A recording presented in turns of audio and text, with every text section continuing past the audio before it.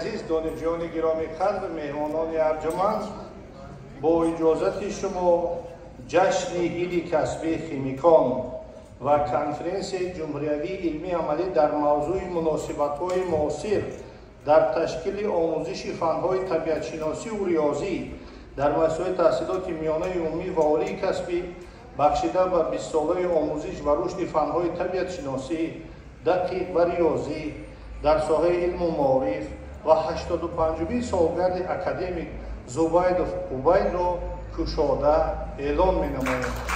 اگر امروز در اساس قانون جمهوری تاجیکستان درباره روزهای عید ما نظر افکنیم، دو نمودی روزهای عید است: عیدهای کاری و عیدهای غیر کاری. و مطابق ماده 2 قانون مذکور، روز کیمیاگران یکشنبه آخر ماه می همچون روز عید کاری تجدید کرده می شود و امروز خرسند از آن هستیم که تحلیل ها گذرانیدیم. به روز 26 می راست میاد، روز استراحتی است. باز یک توفه برای کیمیاگران در این سال شده است. تاریخ تأسیس یابی رسما از سال 1980 آغاز می گردد و ما که آن وقتها همچون عضو اتفاق جمهوری شوروی سوسیالیستی همچون دولت اتحاد بودیم، این جشن را تجدید میکنیم. و علم تاجیک چنانه که اهل همگان میدانند تاریخ خیلی قدیمه دارد و بزرگانی را دارا است که امروز با گرفتن نام آنها ما شما افتخار مینماییم.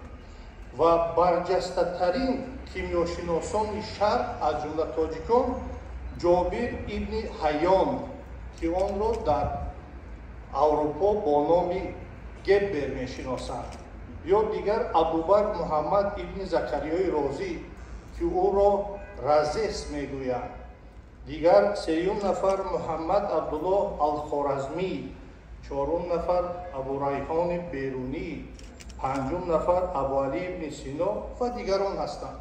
و اگر امروز ما تاریخ علم خیمیا را از زمان قدیم گیریم، اکثریت عالمان با آن اندیشند که رشد علم خیمیا از اصل 8 آغاز شده است و اصل 8 زمانی تولید و پیشبرد علمی شخصیت‌های میباشند که من نامبر کردم و فعالیت آنها از اما اصل 8 آغاز میگردد. میتوان گفت که آغاز الکیمیا عجم و عرب از خالد ابن یزید امام جعفر صادق شروع شده است. در زمان جابر ابن حیان به میدان استعمال عملی برآمد. تحلیل معلومات تاریخی امکان میدهند که جابر ابن حیان را یعنی گبر را یکی از اساسگزاران کیمیای تجربوی بدانیم و مقام بلند او را در قطار عالمان کیمیادان عجم و عرب اعتراف نماییم. بشبهه جابر ابن حیان را بنیادگذار صنعت کیمیا یا اینکه کیمیای عملی باید دانست. دوره متحدشوی کیمیای یکتا و پیدایش آن را به قرن 16 منسوب می‌دانند و اساسگزاران کیمیای یکتایی را عالمان نویس شویتزاری تئوفراست پرایلیس شناختند. اما امروز ببینیم که کتاب‌هایی که آنها اساسگذار شدند کتاب‌های عالمان شرق اصل 8 و 9 است. خود زکریای رازی چی در علم کیمیا و چی در علم طب سهم باسزا گذاشته است.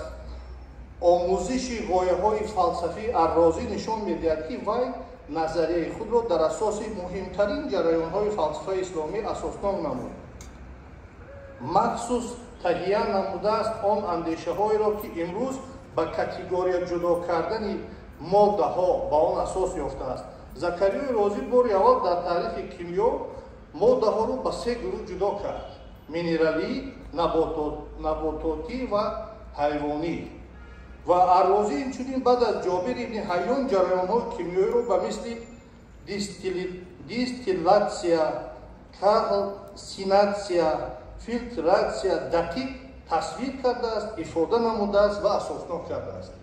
پس بینید علم تاجیک بزرگانی را دارا است که آنها از زمانهای قدیم اصلا در علم کیمیا از اصل 8 زمینه‌های خود را گذاشتند. فقط الرازی را تحلیل نمودم 3000 کتاب نوشته است و 300 کتاب هم به علم‌های کیمیا بخشیده شده است و همون کتاب‌ها که در آن وقت‌ها دسترسی دولت‌های غرب شده بودند مورد استفاده قرار دادند و امروز اکثریت عالمان میگویند که از سببی که نام‌های اصلی آنها استفاده نمی‌شد و مثلا جابر ابن حیان را همچون گبر معرفی می‌کردند یا که زکریای رازی را همچون رزیس معرفی می‌کردند، نام اصلی آنها همچون عالمان شرق باقی نماند و خوشبختانه در زمان استقلالیت دولتی امروز عالمانی پیدا شدند که علاوه از تاریخ علم کیمیا از زمانهای قدیم آموزش کرده ایستادند و آن را مورد معرفی و اساسناکی قرار دادند. در وینا 4 مجسمه جایگیر است در نزد سازمان ملل متحد: عمر خیام، زکریای رازی، ابوریحان بیرونی و ابوالعلی سینا.